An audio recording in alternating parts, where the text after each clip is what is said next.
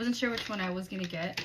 I ended up getting all three, but it was a tie between this. It was a tie between this and Specialty, and by that point I was like, you know what, let me just get all three sets. These brushes are very reasonably priced, I would say, especially for the quality. I can already tell they're great brushes. I really wanted to dive deep into each set.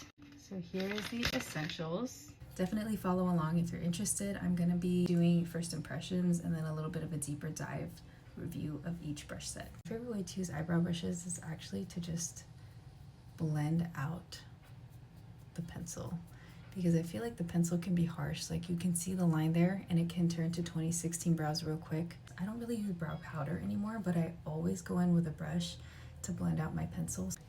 Immediately what I want to do with the ES5 is color correct. Look at that. I love makeup. I typically don't like brushes like this because they can feel scratchy or too stiff, but I'm pleasantly surprised by this. I'm gonna go into the ES6. I'm gonna spot conceal with this. Let's see how this does. Okay, actually, you know what? I kind of like that. I can definitely see why this is meant for more spot concealing and not general concealing, because look how much smaller it is. I would be working forever if I went in with this one. I'm gonna switch back to the ES5 just because it covers a larger surface area quicker. This works for spot concealing if you want to do that. I think I would prefer this as an eye brush, and I'm gonna revisit that later with the ES5 as well. I'm just gonna pick up a little bit of product here. Okay, do you see how little product I used? It's still going. After seeing how this just applied, I'm thinking the main thing is that you waste less product when you do the spatula way versus just going straight into the brush.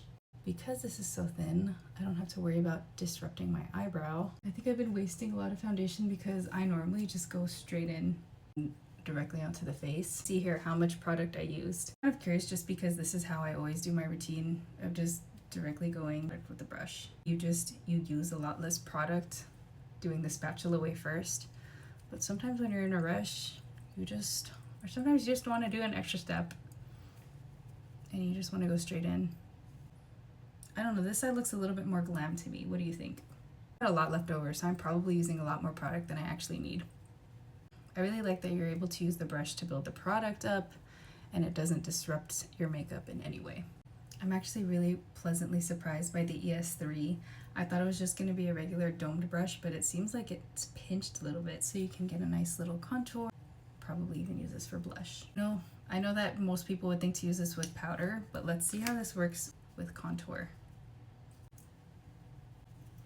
And this is why I love using like a medium density brush for my contour.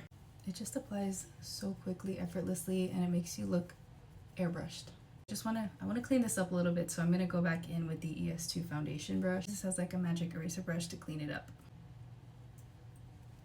That same ES3, just going straight into my cream blushes.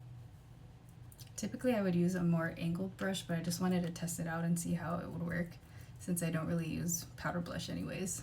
So far these brushes are A+ for me. Test out the ES4. And wow, that's like the quickest I've ever applied an eyeshadow. I like that it's pointed so that it can get in that crease, but still fluffy so that you can blend it all out. I think most brushes I had that were this shape were sharp, scratchy, and pointy. And this one is just so soft. It really is the details, because I didn't realize this about myself, but I guess I wasn't using this shape because most brushes on the market were scratchy. But now that these bristles are nice and soft, like, look at that. Hello. I'm definitely gonna be using this every day. It surprised me. I wasn't that interested in this brush, but now I'm like, top shelf. ES6. I'll go into a lighter shade in case this gets messy. I'm curious to see how the ES5 is gonna work for liner. This worked as a little liner brush. I originally thought of using the ES7 as a liner brush, but they are just more coarse, so I don't like the feeling of it on my eye area. But this brush, I feel like most people wouldn't think to use this as a liner brush, but This is honestly a lot easier than a lot of brushes that I've seen marketed as actual liner brushes. Wow. Okay. Yeah, this is again one of the brushes that I was not interested in, but sometimes, see, this is why you just gotta try things. I didn't like the idea of having this brush at first, but now I think this is gonna be in my daily rotation. Out for what Tati said this was intended for. ES5, gonna dip into, you see that? The sparkly shade. I honestly don't like going in with my finger, so I like this option. I'm gonna bring you in closer so we can really see here.